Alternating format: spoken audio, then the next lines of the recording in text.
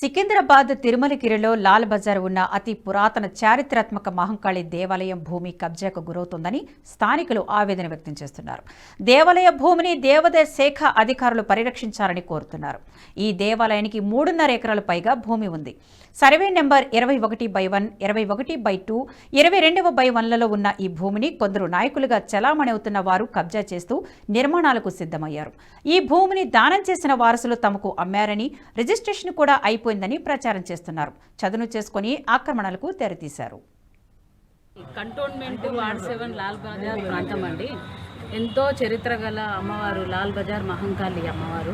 ఇక్కడ మొత్తం కంటోన్మెంట్లో ఎక్కడ జరగనంత వైభవంగా ఇక్కడ ఉత్సవం జరుగుతున్నది చాలా సంవత్సరాల నుంచి. నేను కూడా గత 95 నుంచి చూస్తున్నాను. ఇక్కడ చాలా గొప్ప విశేషమైన పండుగ జరుగుతుంది, లాల్ బజార్ మహంకాళి అమ్మవారి జరుగుతుంది.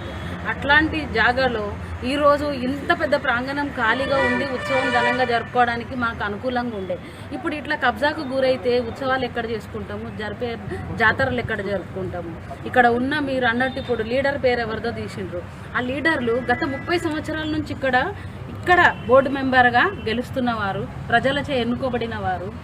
ఏదన్నా ఉండని, గుడి ప్రాంతమే కానీ బడి ప్రాంతమే కానీ ఏదన్నా వాళ్ళ పరిధిలు అంటే వాళ్ళే పరిపాలిస్తున్నారు కాబట్టి కాపాడి పెట్టవలసిన బాధ్యత గల వాళ్ళు.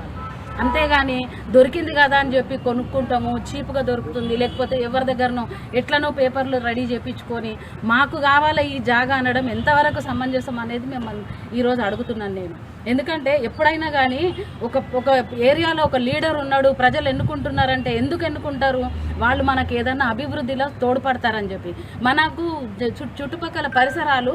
ఈ వీడియో మీకు నచ్చినట్టయితే లైక్ చేయండి, 10 మందికి షేర్ చేయండి. అలాగే కామెంట్ల రూపంలో మీ అభిప్రాయాలను మాతో పంచుకోండి. Nationalist hub group of channels ను సబ్స్క్రైబ్ చేసుకుని తెలుగునాట జాతీయవాద జర్నలిజాన్ని ప్రోత్సహించండి. ఈ వీడియో కింద ఉన్న బెల్ ఐకాన్ పై క్లిక్ చేయడం మర్చిపోవద్దు.